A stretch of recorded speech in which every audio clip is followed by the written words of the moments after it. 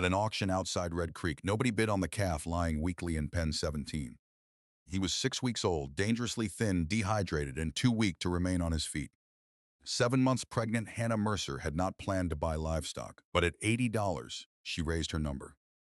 10 days later, after careful feeding and veterinary care, Dusty was strong enough to leave his recovery paddock. Hannah expected him to stay near the barn, but the calf wandered across her struggling western pasture.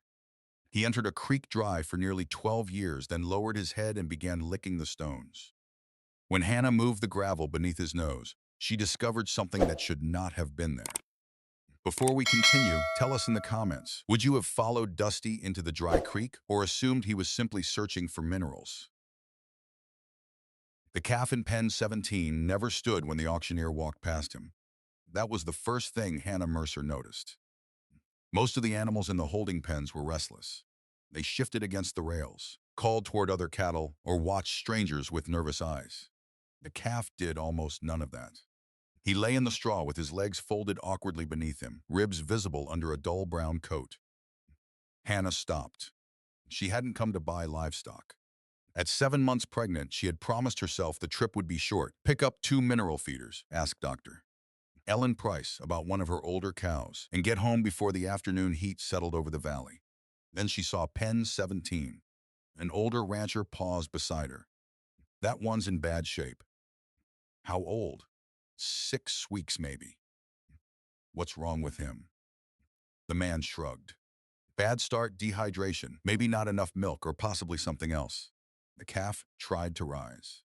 His front legs straightened first. For a moment, Hannah thought he might make it. Then his knees folded and he dropped back into the straw. The rancher shook his head. That's why nobody wants him. When the calf entered the sale, the auctioneer struggled to get an opening bid. $80. Anybody? Silence followed then. 80? Hannah raised her number. A few heads turned. No one countered. Sold. $80. Near the loading area, the same rancher found her again. That calf will cost you more to save than he's worth. Hannah looked through the trailer opening. Probably. You planning to make money on him? No. That answer ended the conversation. At home, Hannah prepared a shaded recovery pen beside the barn with clean straw, fresh water, and enough room for the calf to stand without having to compete with stronger animals. Dr. Price arrived that afternoon. She checked his temperature, hydration, breathing, gums, and general condition. He's badly underweight, she said, and dehydrated. But I'm not seeing anything right now that says you shouldn't try. Hannah exhaled. What does he need? Small feedings, electrolytes, careful monitoring, and patience. No miracles, doctor. Price smiled. Definitely no miracles. Hannah named him Dusty. That evening, after another feeding, Dusty tried to stand. Hannah watched from outside the pen. 5 seconds, 8:11, then his legs gave way. He settled back into the straw, exhausted. Hannah rested one hand on the top rail and the other against her stomach. 11 seconds is enough for today. Beyond the barn, the western pasture stretched toward a line of aging cottonwoods. Somewhere behind them lay Red Creek. Once spring runoff had crossed that part of the farm. Now the channel had been visibly dry for nearly 12 years. Hannah wasn't thinking about the creek that evening. She was thinking about whether the $80 calf in front of her would still be alive in the morning. For now, that was enough. Dusty did not recover quickly. On the second morning, Hannah found him almost exactly where she had left him. He drank when she brought the bottle close, but only in short pulls. Afterward, he lowered his head into the straw as though feeding had taken everything he had. Doctor. Price called before noon. Temperature? Normal. Any diarrhea? No good. Stay with the schedule. Small feedings. Don't push him. Hannah wrote everything in a notebook. How much Dusty drank when he stood, how long he stayed on his feet, and whether his eyes looked brighter than the day before. By the third day, he could stand for nearly a minute. On the fifth, he crossed the recovery pen without falling. By the seventh, he had started walking to the gate when he heard Hannah preparing his feed. It wasn't a miracle. It was 10 days of slow improvement. And while Dusty was getting stronger, Hannah's farm seemed to be moving in the opposite direction. Every morning, she checked the well gauge. The level continued dropping. She had already stopped irrigating part of the western pasture, and moved her small cattle herd onto better ground south of the barn. Every week required more purchased hay. The western pasture looked worst. Brown grass covered most of it. Cottonwoods along the old creek channel were thinning, and patches that Hannah remembered staying green into summer now dried early. Red Creek had once carried seasonal runoff across that part of the property. Spring snowmelt and heavy storms had brought water through the gravel channel when Hannah was younger. Then the flow weakened. Nearly 12 years ago, visible water stopped appearing altogether. Everyone had blamed drought. Hannah had never found a reason not to believe them. She had inherited the farm from her mother 4 years earlier and learned to run most of it herself. Now, 7 months pregnant, she was preparing for a child while trying to decide how much longer she could afford to maintain ground that produced less every year. She had even considered selling part of the western acreage. On Dusty's 10th morning, Hannah carried his feed toward the recovery pen and stopped. He was already standing. He was not trembling or braced against the rail. He was simply standing. "Well," Hannah said, "that's new." Dusty walked toward her. After feeding him, Hannah decided he was ready for a few supervised minutes outside the recovery pen. She opened the gate into a small adjoining paddock. Dusty sniffed the ground. He wandered toward the fence. Then through a second gate Hannah had left open while moving a feed cart. Dusty. The calf kept walking. He did not move quickly, and Hannah could have caught him if she'd been willing to run, but uneven pasture and a 7-month pregnancy made that a bad idea. So she followed. Dusty passed the hay beside the barn. Then he continued west. The old creek wasn't a full half-mile away, as Hannah sometimes described it to visitors. From the recovery pen to the nearest bend was closer to a quarter-mile. For a healthy calf, it was nothing. For Dusty, it was the longest walk Hannah had ever seen him make. Twice, he stopped. Hannah expected him to lie down. Instead, after resting, he continued. Eventually, he reached the cottonwoods and stepped down into the dry gravel of Red Creek. There, he stopped completely. Hannah caught up several minutes later. "You came all this way for this?" Dusty lowered his nose. He sniffed between the stones, then began licking one of them. Hannah looked around.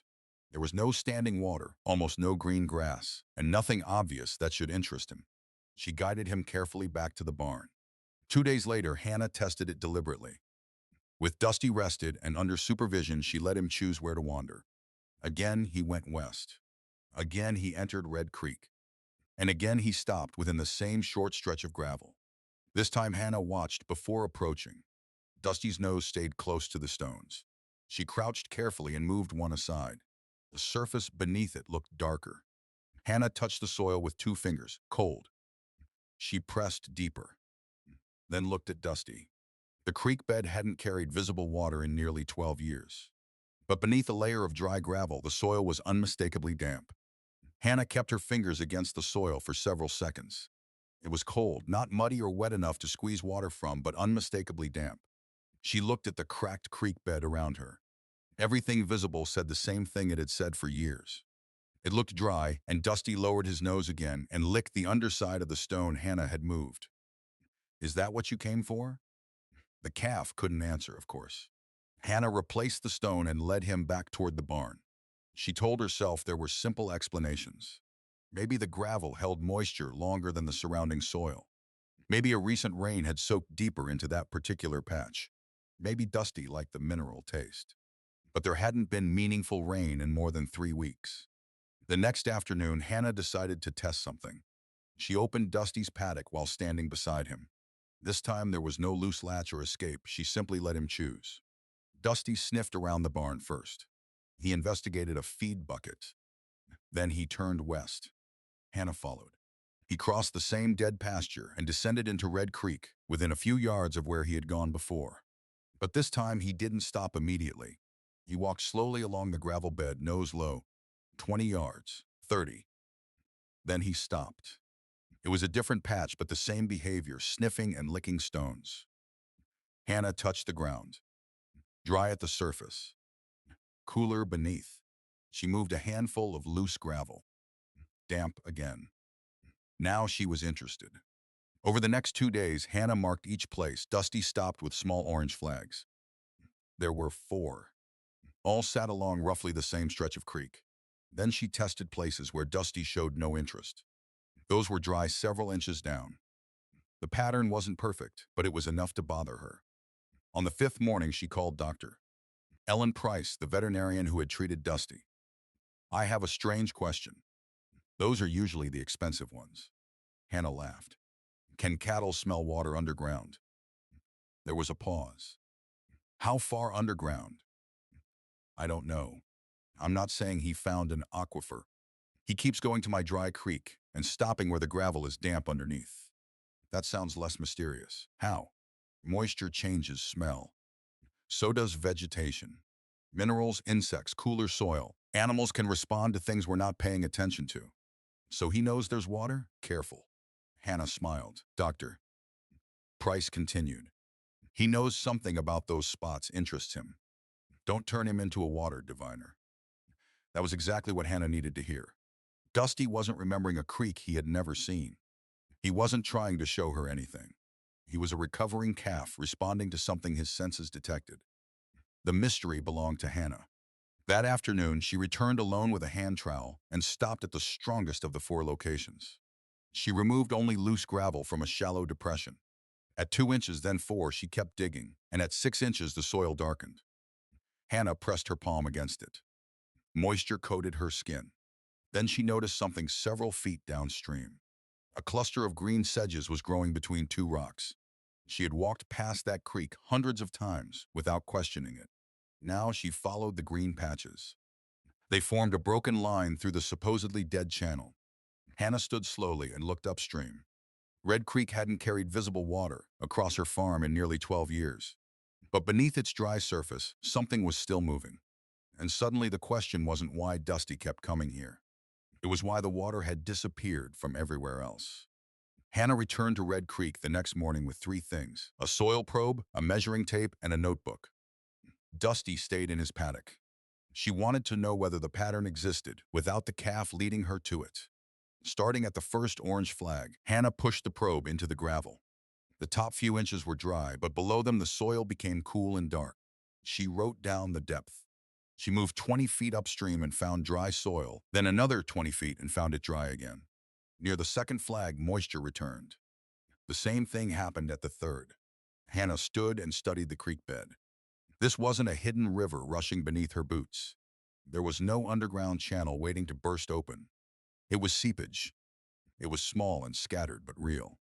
And the vegetation confirmed it. Tiny patches of sedge appeared near the dampest gravel. A few insects hovered low over one depression. Even the roots of a struggling cottonwood extended toward the creek instead of away from it. Hannah had ignored those details because she already believed she knew the answer. Everyone said Red Creek was dead. 12 dry years had made the statement feel like a fact. That afternoon, Hannah called a water resource consultant named Marcus Hale. She explained the creek's history and what she had found. Marcus didn't sound impressed. Subsurface moisture in an old creek bed isn't unusual. Hannah's excitement dropped. "So it means nothing." "I didn't say that." He asked about rainfall, upstream terrain, old springs, irrigation, ponds, and whether the creek had historically been permanent or seasonal. "Seasonal," Hannah said. "Strongest in spring, sometimes after major storms." "And when did visible flow disappear?"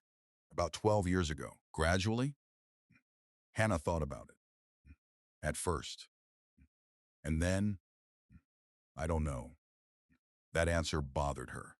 Marcus agreed to inspect the property 2 days later. He walked nearly a mile of Red Creek, checking soil, vegetation, elevation, and the locations Hannah had flagged. Dusty followed them from behind the paddock fence until they disappeared beyond the barn.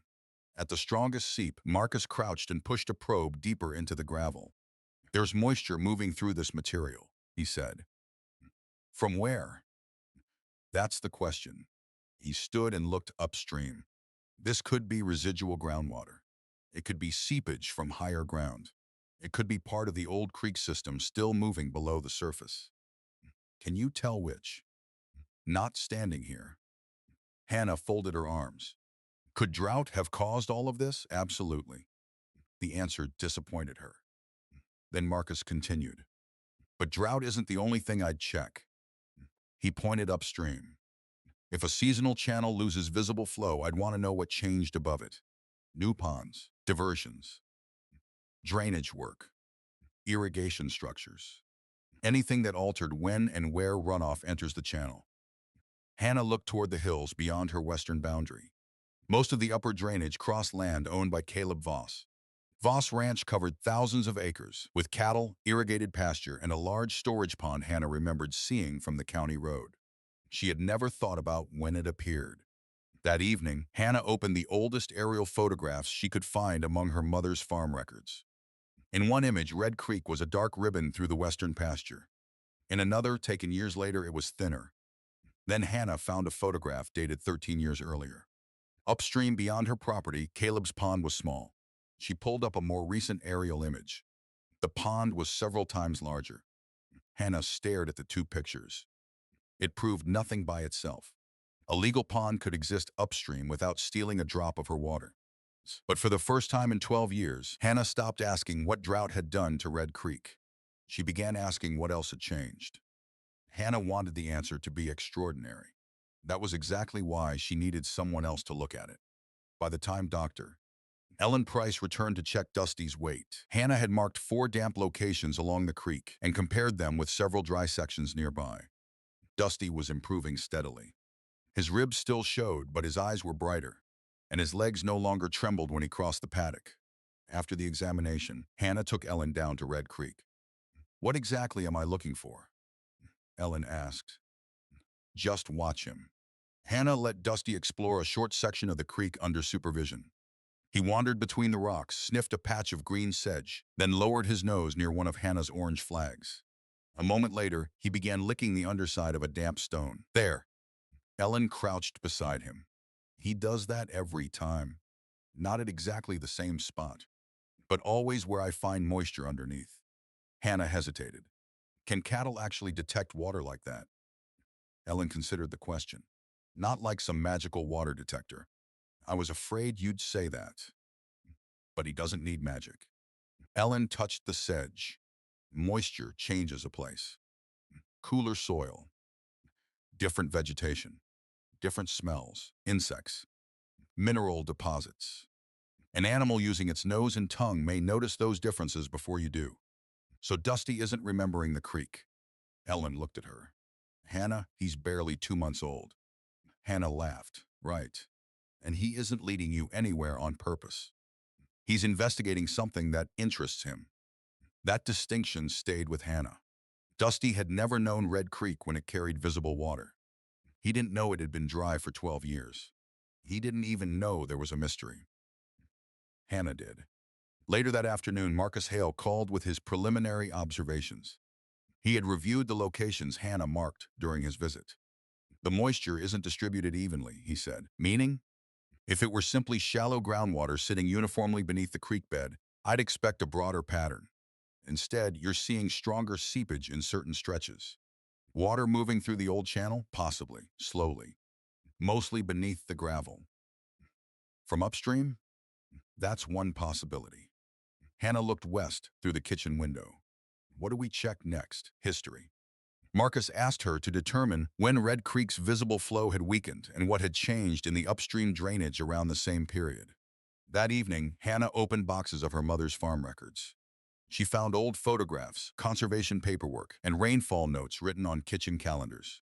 She also compared historical aerial images. One photograph showed Red Creek carrying spring water through the western pasture. Later images showed less. Then, around 12 years earlier, visible flow seemed to disappear almost entirely. Hannah shifted her attention upstream. There on land owned by Caleb Voss sat a livestock water pond. In the oldest image she found, it was small. In later images, it was considerably larger. That alone proved nothing. Then Hannah noticed something else. An older drainage map showed a seasonal feeder channel running past the pond site and continuing toward Red Creek. On a newer aerial image, part of that drainage appeared different.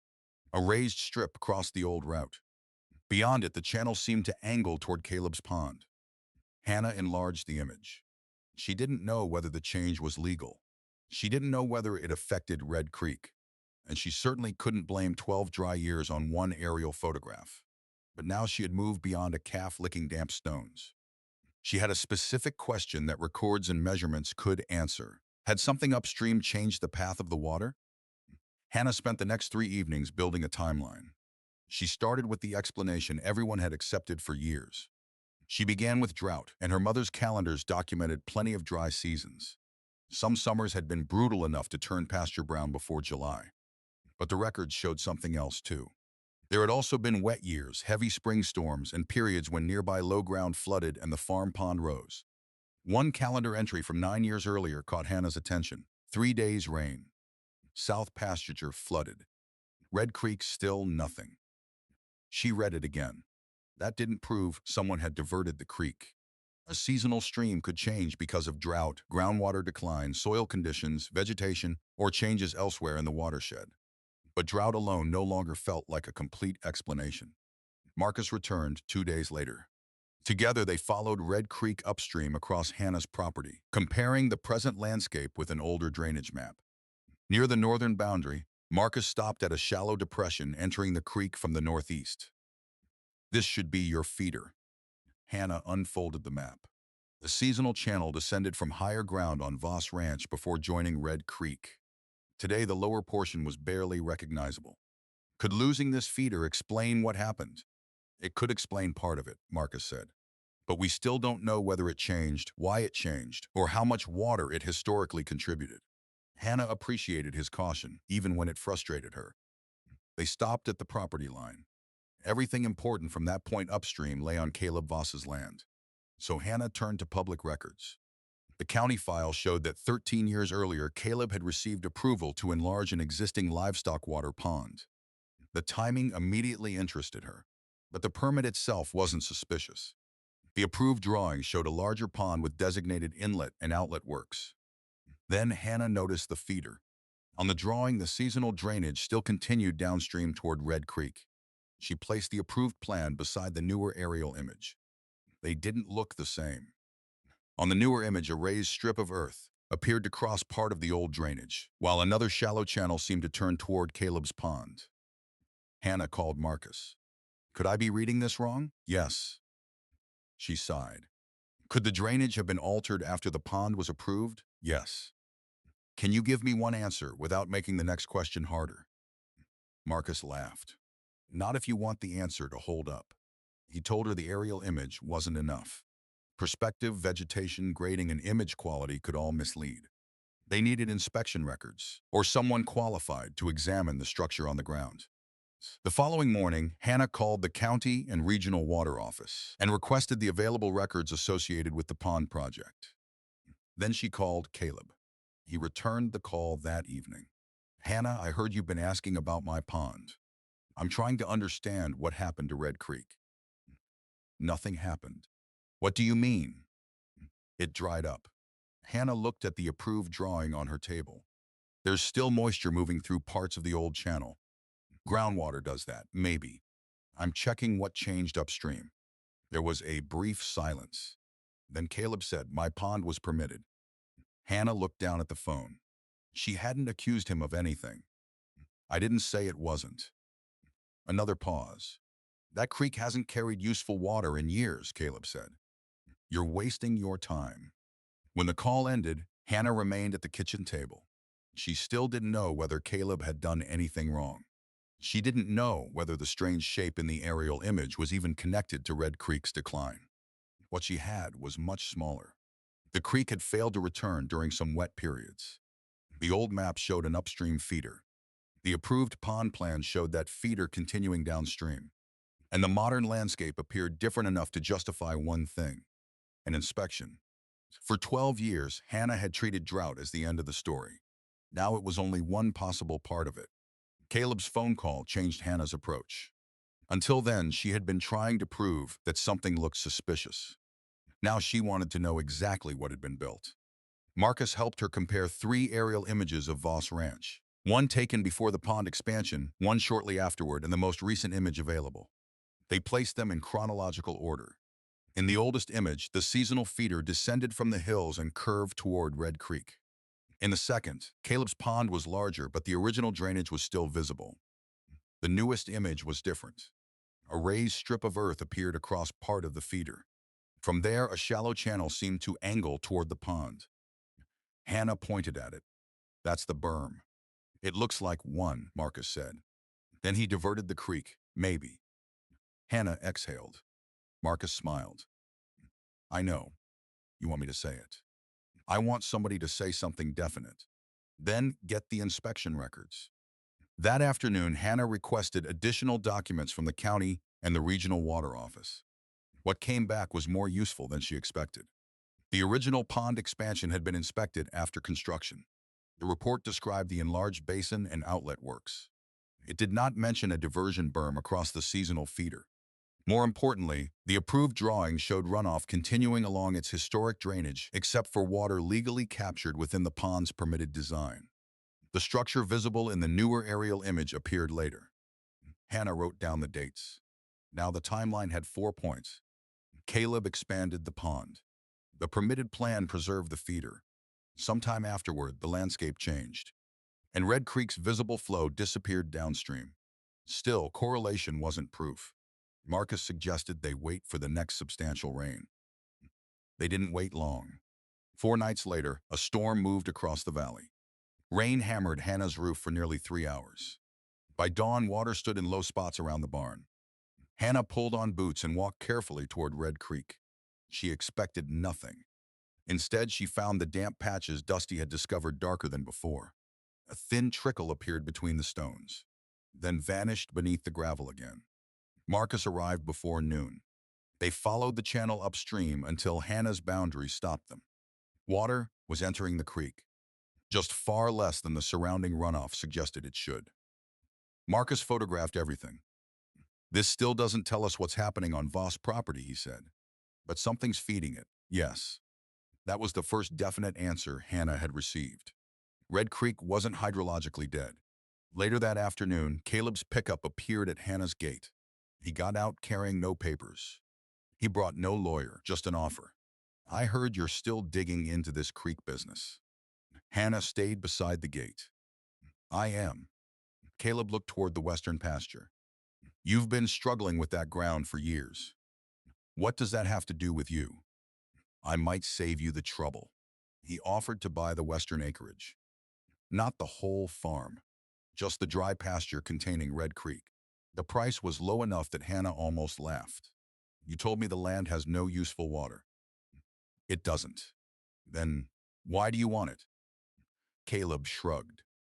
It connects better with my north pasture than it does with the rest of your place. Hannah looked toward the creek. A few hours earlier, she had watched water move beneath its gravel for the first time in years. Not for sale. Caleb's expression cooled. You've got a baby coming. That farm is already more work than you need. Hannah felt one hand move instinctively toward her stomach. Caleb continued. Think about what makes sense. Then he climbed back into his truck. Hannah watched him leave. The offer didn't prove he had diverted water, but it changed the stakes. For 12 years, Hannah had watched the western pasture lose value because Red Creek had supposedly died. Now the man upstream, whose property contained the altered drainage, wanted to buy that same land cheaply. And Hannah had just seen something Caleb insisted no longer existed: water. Caleb's offer stayed on Hannah's kitchen table. He had written the number on the back of a business card before leaving. Hannah had no intention of accepting it, but she kept the card because the timing mattered. For years, Caleb had shown no interest in her western pasture.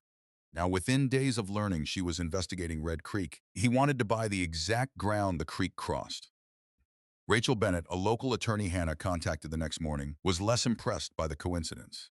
An offer isn't evidence of wrongdoing, Rachel said. I know. And don't accuse him of taking your water until somebody qualified determines what actually happened. I know that too. Good. Then you're already ahead of most people who walk into my office. Rachel reviewed the old drainage map, Caleb's pond permit, the historical aerial images, and Marcus's photographs after the storm. Then she stopped at the approved site plan. This is what interests me. The feeder? Rachel nodded. The permitted drawing showed the seasonal drainage continuing downstream. The newer aerial image appeared to show an earthen structure intercepting part of that route. If the structure on the ground doesn't match the approved plan, Rachel said, that's something the agency can inspect. Hannah filed a formal request. Then she waited. Caleb didn't. 2 days later, his truck appeared beside Red Creek on his side of the property line. Hannah was checking one of the orange flags when she saw him. "You called the water office." "It wasn't a question. I asked them to inspect the drainage." Caleb shook his head. "There hasn't been water there in years." "That's what you keep telling me." "Because it's true." Hannah pointed toward the green sedges growing between the rocks. "Then explain those. Groundwater, maybe." Caleb stepped closer to the boundary. "You're about to have a baby, Hannah. You really want to spend the next 6 months fighting over a dry ditch?" Hannah felt the familiar pressure beneath her ribs as the baby shifted. She was tired. Her back hurt. Feed prices were climbing, and Caleb knew all of it. That was what made his next sentence land differently. "My offer still stands. For land you say is worthless?" "I never said worthless. You offered like it was." Caleb's jaw tightened. "You're making this personal." "No, I'm making it documented." For several seconds, neither moved. Then Caleb turned toward his truck. Before leaving, he looked back. "You think finding a little damp gravel means somebody stole a creek from you?" Hannah didn't answer, because that wasn't what she thought. Not anymore. The damp gravel had only started the question. Now there was an old drainage map, a permitted pond design, a later aerial image showing a changed channel, rainfall records that didn't fully explain 12 years without surface flow, and an upstream landowner suddenly eager to buy the downstream acreage. None of those things alone proved Caleb had done anything illegal. Together, they justified an inspection. 3 mornings later, 2 vehicles from the regional water office arrived at Hannah's farm. Marcus met them there. The inspectors began at Red Creek, photographed the seep locations, checked the old drainage maps, and followed the channel toward Voss Ranch. They had arranged legal access to inspect the permitted pond works upstream. Hannah couldn't accompany them onto Caleb's property, so she waited. Nearly 3 hours passed. When the inspectors returned, neither gave her an immediate conclusion. But one of them, Laura Kim, asked Hannah a question.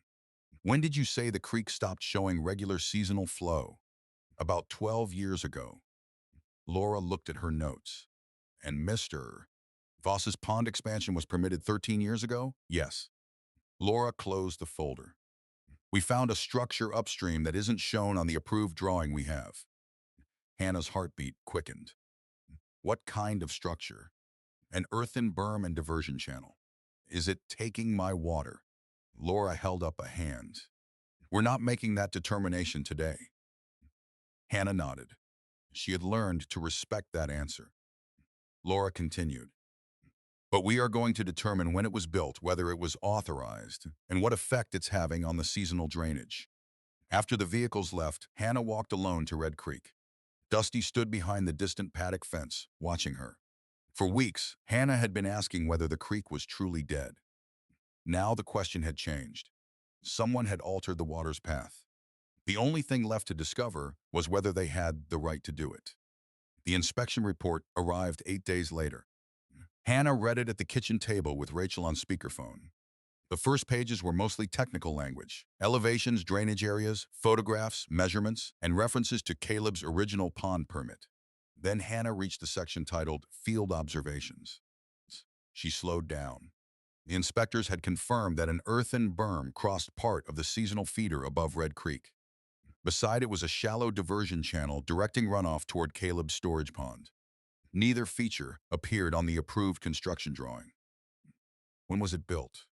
Hannah asked. "They can't give an exact date yet," Rachel said. "But it wasn't permitted. Careful. The report says they haven't located authorization for that modification." That's stronger than guessing, but it's not the final agency determination. Hannah continued reading. The original permit allowed Caleb to enlarge his livestock pond and operate specific approved inlet and outlet structures. It did not authorize him to block the entire natural drainage. More importantly, the inspectors had found evidence that during runoff events, the later berm could intercept water that otherwise would continue toward Red Creek. Hannah stared at that sentence. "So that's it. That's an important piece," Rachel said. "He took the creek." "No. Don't say that." Hannah closed her eyes. Rachel continued. You don't know how much flow would have reached your property in any particular year. Drought still mattered. Groundwater conditions mattered. Other changes may have mattered. What you know is that an unverified modification appears capable of redirecting part of the seasonal flow. Hannah looked toward the window. That distinction frustrated her, but she understood why it mattered. This wasn't about creating the biggest accusation. It was about building the strongest truth. 2 days later, the water office returned during another rain event. This time they placed temporary monitoring equipment both above and below the diversion. Marcus joined them. The results weren't dramatic. No roaring creek suddenly appeared. But the measurements showed runoff entering the feeder upstream and a significant portion being redirected toward Caleb's pond before reaching the downstream channel. Laura Kim called Hannah personally. "We've issued, Mr. Voss, a notice regarding the unapproved modification. What happens now? He'll have an opportunity to provide records showing authorization. If none exists, the structure will need to be brought into compliance. Will that restore Red Creek? I can't promise what nature will do." Hannah appreciated the answer. "But," Laura added, "the drainage should function according to the lawful design, not according to an unauthorized alteration." That afternoon, Caleb called. This time, there was no friendliness in his voice. "You could have talked to me before involving the regional office." "I did talk to you. You accused me of stealing water." "I never said that." Caleb went silent. Hannah continued. "I asked why the creek stopped flowing. You told me nothing happened. It was drought. Then why was there a berm across the feeder?" Another silence. Finally, Caleb said, "That work was done years ago. Was it permitted? You don't understand how ranch water systems work. Then show the inspectors the permit." Caleb hung up. Hannah set the phone down. For weeks, she had wondered whether she was imagining connections because she desperately wanted her dying pasture to have an explanation. Now she didn't need to imagine. There was a structure, a changed drainage, measurements, and a permit that did not match what inspectors found on the ground. Outside, Dusty was standing at his trough drinking clean water. Hannah watched him for a moment. The calf had found damp gravel. Everything after that had required people to follow the evidence. And now, for the first time in 12 years, someone upstream was being required to explain where Red Creek's water had gone. Caleb never produced a permit for the berm. 3 weeks after the inspection, the regional water office issued its final compliance order. The original pond could remain. The permitted inlet and outlet structures could remain. But the later berm and diversion channel had to be modified so the seasonal feeder could once again follow the drainage pattern required by the approved design. Hannah read the order twice. It wasn't the dramatic victory she might once have imagined. Nobody ordered Caleb's pond drained.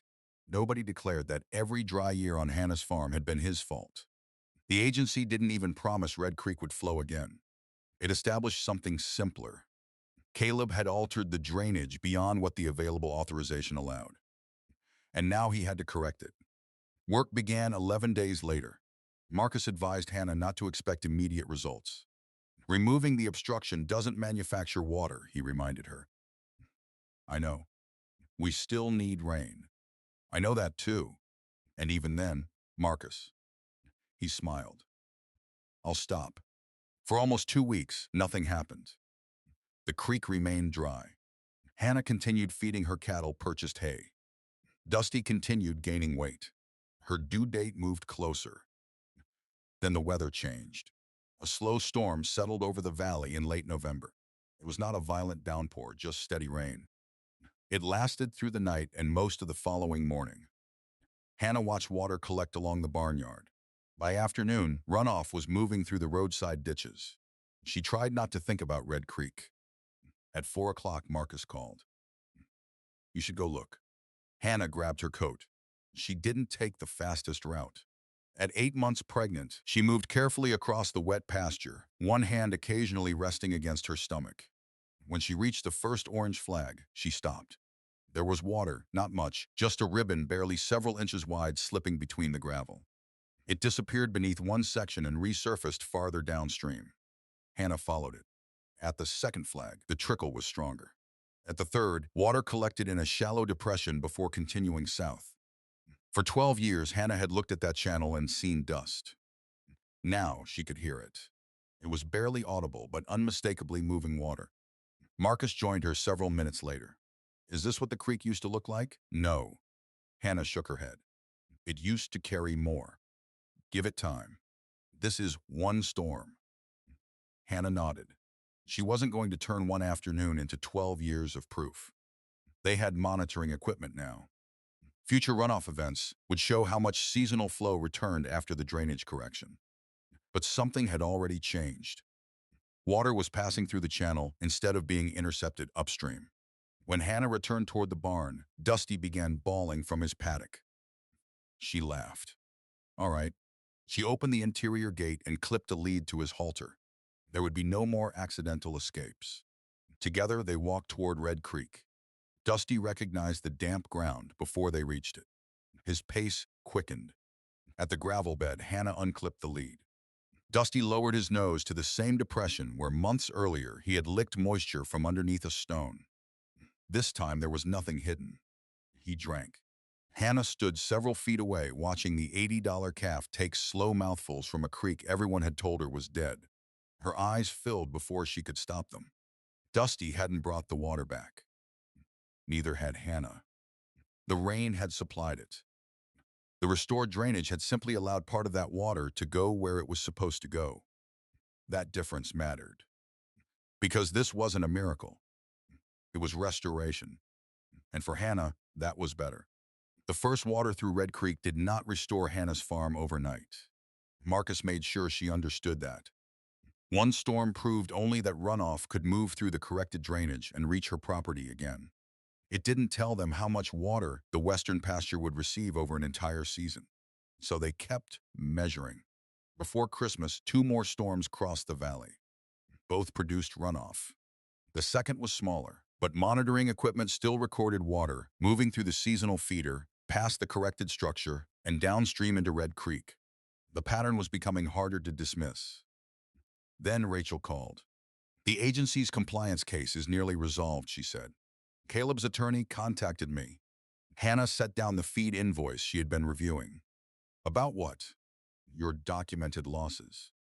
That was different from 12 years of lost water. Rachel had warned Hannah from the beginning not to claim damages they couldn't prove. They couldn't calculate every bale of hay Red Creek might have helped produce over 12 seasons. They couldn't prove Caleb's alteration caused every dry year. Drought had still happened. Groundwater conditions had changed. Too many variables existed. But Hannah had stronger records for recent losses.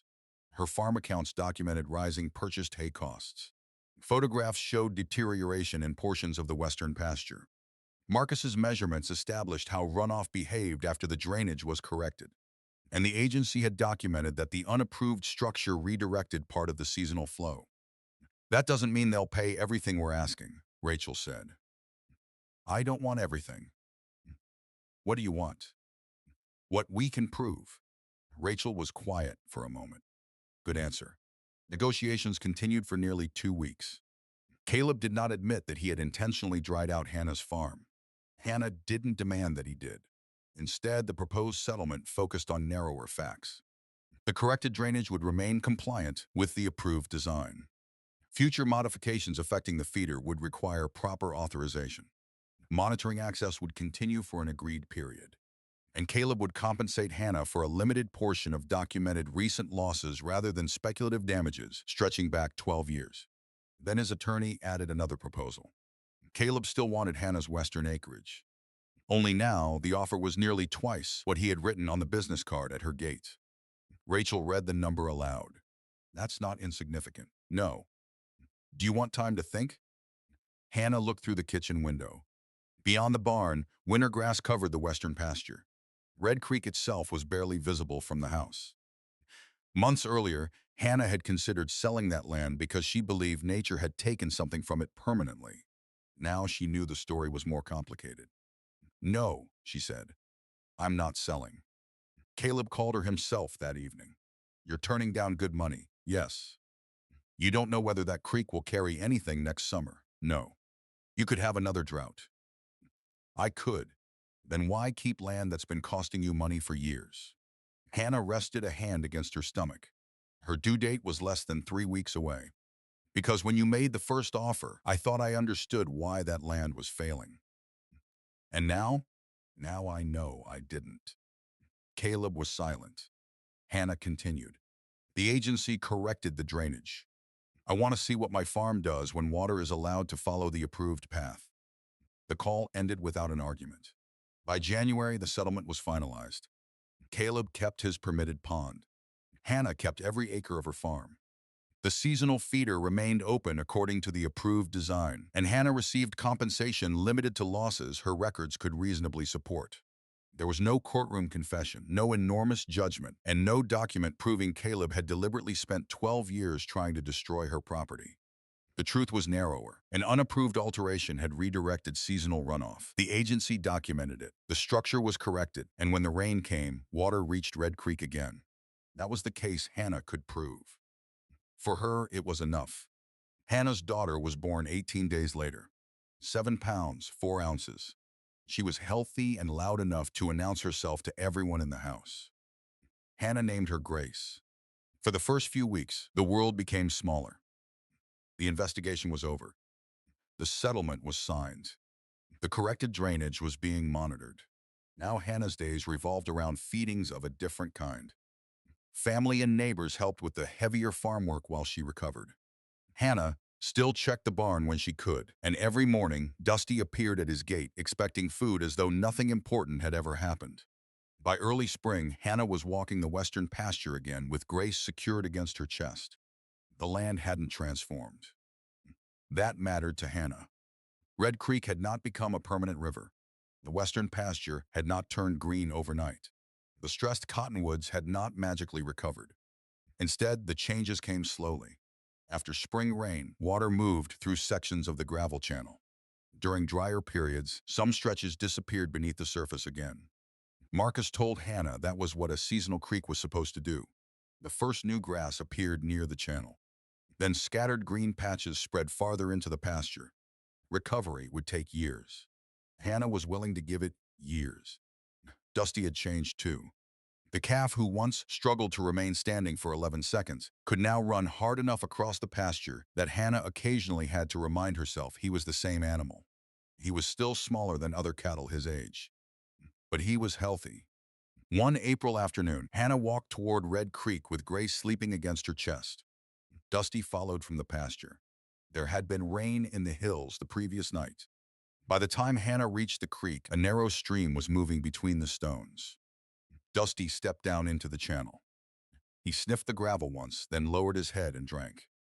Hannah stopped near the place where she had first found damp soil months earlier. For a moment, she remembered exactly how the creek had looked that day. She remembered dry stones, brown grass, 4 orange flags, and a weak calf interested in something she couldn't see. At first, Hannah had wanted to believe Dusty had discovered something extraordinary. The truth turned out to be better. He hadn't solved anything. He had noticed something. That small distinction had started everything else. The moisture led Hannah to ask why water still existed beneath a creek everyone considered dead. That question led to old rainfall records. It led to drainage maps, historical aerial images, a pond permit, an inspection, and finally measurements showing that an alteration upstream was redirecting part of the seasonal runoff. None of those discoveries belonged to Dusty. They belonged to evidence, and to Hannah's decision not to stop with the first explanation she had been given. Grace stirred against her chest. Hannah placed a hand gently against her daughter's back. Someday she would tell Grace about the months before she was born. She would tell her about an $80 calf nobody wanted, about a creek everyone had stopped questioning, and perhaps most importantly, about the danger of confusing an explanation repeated for years with an explanation that had actually been proven. Across the creek, Dusty lifted his head. Water dripped from his muzzle. Hannah smiled. She had bought him because she couldn't walk past a dying animal. She had followed him because his behavior didn't make sense. Everything after that happened because she kept asking questions until the answers were supported by something stronger than assumption. Dusty stepped out of the creek and returned toward the pasture. Hannah watched him go. He hadn't saved her farm. He had simply given her a reason to look at it again. If Hannah and Dusty's story reminded you that one small observation can uncover a truth everyone else has stopped questioning, tell us what you would have done in the comments. Share this story with someone who believes careful records and patient questions still matter. Like the video, subscribe to Farmer Fights Back, and turn on notifications for more stories about ordinary farmers protecting their land, their animals, and their future.